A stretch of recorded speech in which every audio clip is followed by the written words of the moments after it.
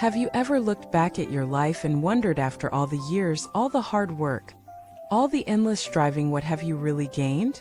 Is it possible that everything you thought was important might not be what truly matters? Welcome back to our channel. If you've been with us before, you know this is a place where we explore life's deepest questions. If this is your first time here, I'm honored that you chose to join us today. What we're going to reflect on is something each of us must eventually confront. After all the busyness, what do we truly leave behind? What have we really built? And perhaps more importantly, what have we ignored? There's a story told by a great teacher, one that cuts through the illusions of modern life like a blade. It's not a story of miracles or supernatural powers, it's a story of the most ordinary thing.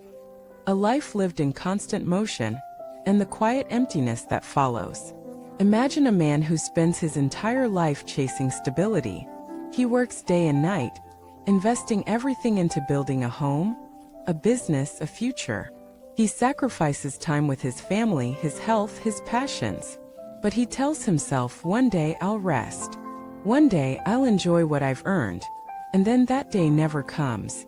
Because there is always something more to do. Some crisis to solve, some goal to reach.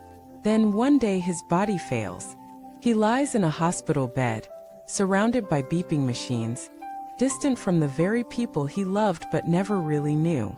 He realizes he has a closet full of clothes he never wore, a bank account he never truly used, and a heart full of regrets he never voiced.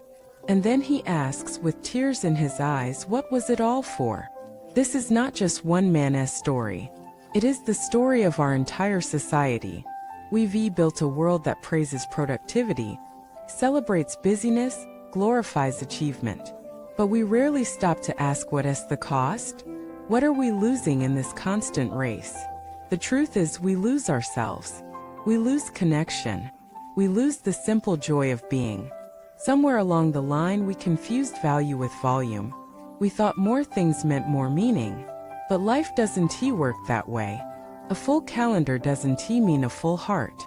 A big paycheck doesn't mean deep peace. A long resume doesn't mean a meaningful life. So what does matter? What actually stays with you when everything else fades? Not your possessions, not your titles, not your trophies. What stays is your mind, your consciousness, the energy you cultivated, the kindness you gave, the wisdom you nurtured, the presence you brought into each moment. That's what travels with you. And here's the part we forget. Your real legacy is not what you leave in the bank. It's what you leave in the hearts of others.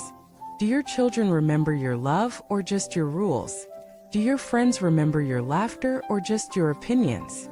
Did you leave the world more gentle than you found it? These are not abstract questions. These are the essence of your existence. One Buddhist master once said, you come into the world with nothing. You leave with nothing. But what you do in between determines everything. And yet, most of us spend the in-between chasing shadows. We think if we can just get that promotion, buy that house, reach that goal, we'll finally be fulfilled. But fulfillment is not a destination. It's a practice. It's in the way you talk to the stranger on the street. It's in the way you treat your body, your mind, your soul. It's in the way you show up when no one is watching. True meaning is quiet. It doesn't shout. It doesn't sparkle. It waits patiently, asking, are you paying attention? The tragedy is that many people only wake up to this truth when it's too late. When the clock is ticking down and there's no more time to rewrite the story. But you watching this right now, you still have time. You still have the chance to shift your focus from accumulation to alignment, from performance to presence, from survival to service. You still have the opportunity to ask, what parts of my life have I neglected? What matters most to me, not in theory but in practice? If I died tomorrow, what would I wish I had done differently today? These questions are not meant to bring fear. They're meant to bring clarity.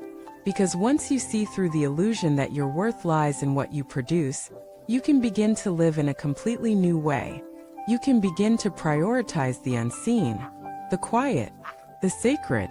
You can begin to build a life not based on what you want to have, but who you want to be. And that shift changes everything. Their essay teaching from a Tibetan Lama that says, when you die, the only things that go with you are your habits of mind and heart. Think about that. Not your wealth, not your status, but your inner world. So the question becomes, what are you practicing? Are you practicing gratitude or grievance? Are you practicing judgment or compassion? Are you practicing presence or distraction? Because what you practice, you become. And what you become, you carry with you into whatever comes next. So don't wait until retirement. Don't wait until crisis. Don't wait until you're too old to move. Start now. Start by turning inward. Start by noticing where your time goes, where your energy flows, what truly lights you up. Start by asking yourself every day, what did I really live for today? Because that answer will become the story of your life. And when you finally reach the end of that story, what will matter is not how much you earned, but how deeply you loved. Not how many followers you had, but how many people you truly saw. Not how many trophies you collected, but how many hearts you touched. So slow down, breathe, look around. This moment, this very breath is your life. Not tomorrow, not someday, now. And now is always the right time to start living meaningfully. Let this be your wake-up call.